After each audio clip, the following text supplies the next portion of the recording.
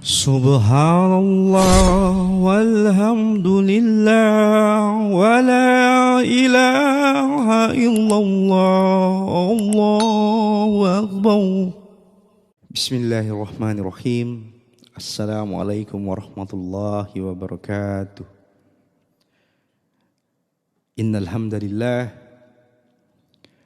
hamdalillah nahmaduhu wa nasta'inuhu wa nastaghfiruh wa nu'minu bihi wa natawakkalu alayhi wa na'udzu billahi min syururi anfusina wa min sayyiati a'malina may yahdihillahu fala mudilla lahu wa may yudhlilhu fala hadiya lahu.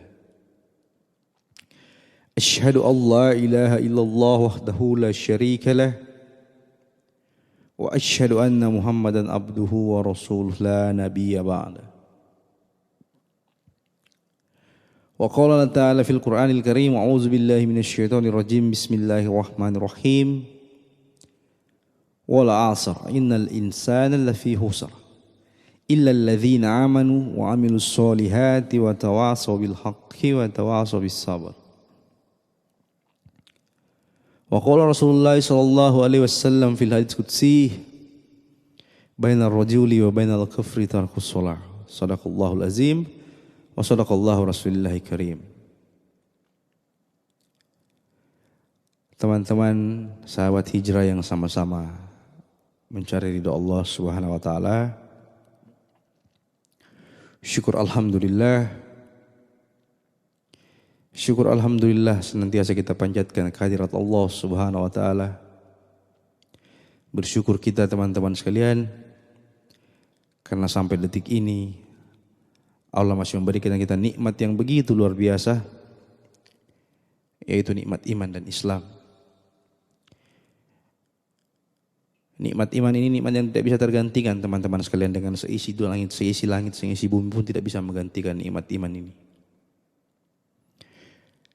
Kata Nabi, siapa yang meninggal kemudian dalam hatinya ada iman sebesar debu saja imannya, maka Allah akan menggantikan dengan surga seluas 10 kali luas dunia, teman-teman sekalian. Subhanallah.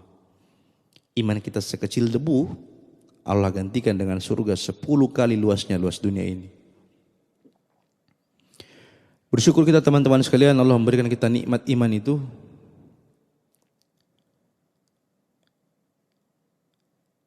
Salawat dan salam senantiasa kita kirimkan juga untuk junjungan kita Nabi besar Muhammad sallallahu alaihi wasallam. Karena beliau yang begitu mencintai kita, beliau yang berkorban harta dan dirinya untuk memperkenalkan kita kalimat thayyibah la ilaha illallah. Beliau yang begitu mencintai kita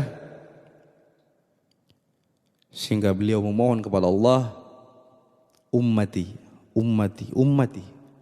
Beliau berdoa di akhir hidupnya, di sakaratul mautnya, untuk menyelamatkan kita teman-teman sekalian. Shallu ala nabi. Teman-teman hijrah yang sama-sama dimuliakan Allah Subhanahu wa taala. Ikhlas, ilmu yang sangat susah teman-teman sekalian. Ini ilmu ikhlas, ilmu yang betul-betul susah teman-teman. Bahkan di surah Al-Ikhlas pun tidak pernah disebutkan kata ikhlas di dalam situ. Ya. Susahnya ilmu ini. Terkadang kita merasa diri kita ikhlas padahal tidak ikhlas teman-teman sekalian. Terkadang kita merasa diri kita ini sudah ikhlas melakukan sesuatu padahal tidak ikhlas. Ada saja korin, ada saja jin kafir yang merusak keikhlasan kita ini teman-teman sekalian. Teman-teman hijrah yang sama-sama dimuliakan Allah Subhanahu wa taala. Allah tidak akan menerima satu amalan pun teman-teman kecuali ikhlas karena Allah. Niat karena Allah. Allah tahu hati kita teman-teman. Walaupun bibir kita ini mengatakan kita ikhlas, Allah tahu niat kita. Allah tahu hati kita, keikhlasan kita Allah tahu. Teman-teman hijrah yang sama-sama dimuliakan Allah Subhanahu wa taala. Jadi ada beberapa ciri orang ikhlas teman-teman. Ciri-ciri dari orang ikhlas. Kata ulama, ciri-ciri orang ikhlas ini yang pertama adalah dia tidak pernah takut teman-teman. Dia tidak pernah takut untuk beramal. Dia tidak pernah takut untuk berbuat sesuatu demi kebaikan. Yang dia takutkan adalah dipuji sama orang, teman-teman sekalian. Yang dia takut adalah dipuji sama orang. Banyak orang yang berbuat amal, berbuat kebaikan, dipuji sama orang, dia malah takut dipuji. Ada orang yang mengharapkan pujian dari orang, mengharapkan dihargai sama orang, mengharapkan dicerita kebaikannya sama orang. Orang yang ikhlas ini justru orang yang takut dipuji, takut diceritakan kebaikannya, takut diingat-ingat kebaikannya sama orang. Ini orang yang ikhlas, teman-teman sekalian.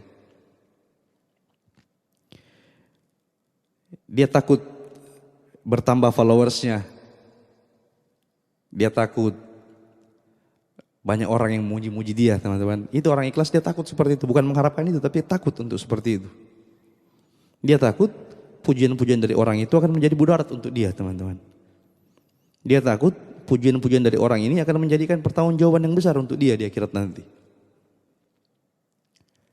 Kemudian ciri-ciri ikhlas yang lain, dia tidak pernah takut dihina sama orang-orang, teman-teman. Yang dia takut tidak mendapatkan ridho Allah. Itu yang dia takuti. Dia tidak pernah takut dari ridhonya manusia. Ridho apa yang kita cari?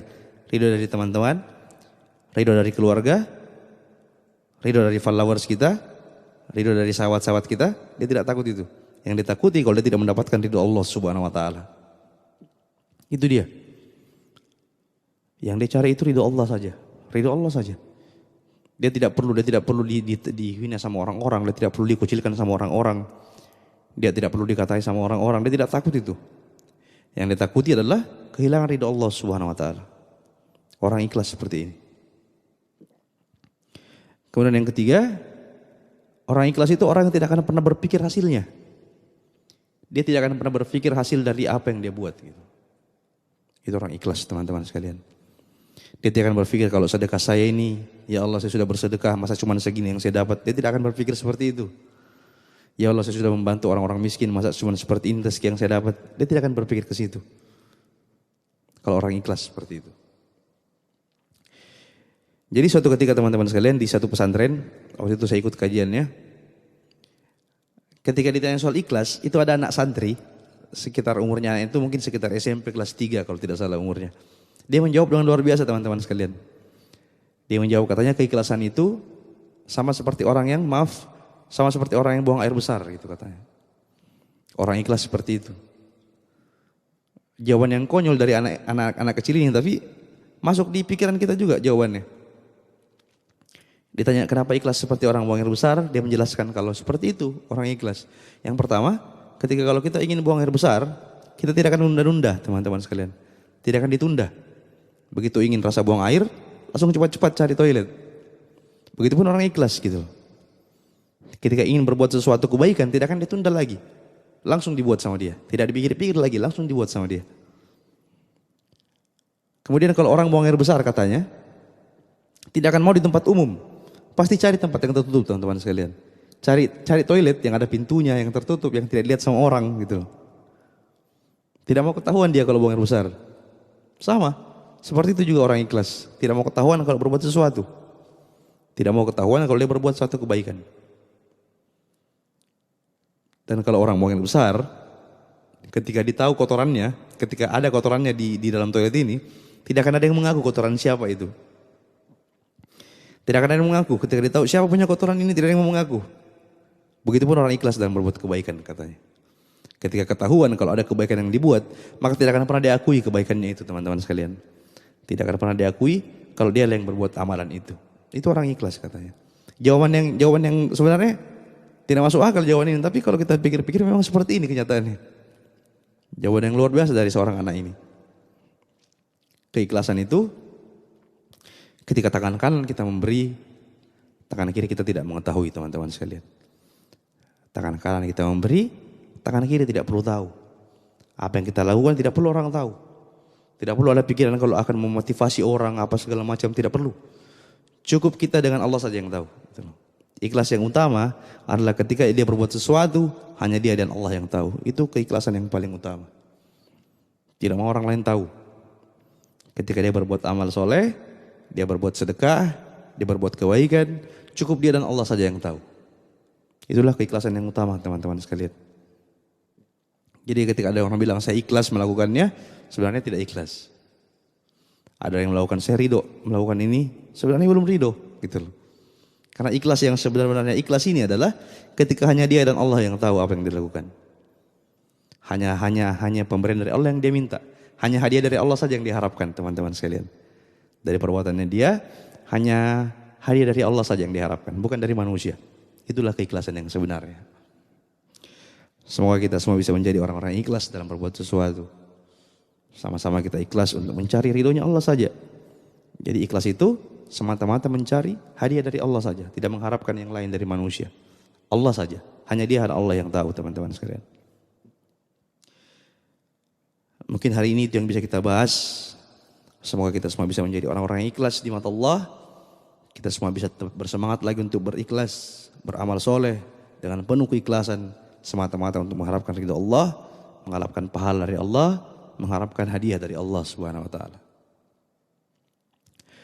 Benarnya datang dari Allah Subhanahu wa taala, adapun salahnya datang dari saya pribadi. Saya masih perlu banyak belajar lagi, banyak minta ampun lagi sama Allah, banyak berkorban lagi di jalan Allah. Demi sempurnanya majelis ini, kita tutup dengan doa kifaratul majelis. Subhanallah bihamdi, subhanallah bihamdika, asyhadu an la ilaha illa anta, astaghfiruka wa atubu ilaik. Assalamualaikum warahmatullahi wabarakatuh. Subhanallah walhamdulillah wa la ilaha illallah, Allahu akbar.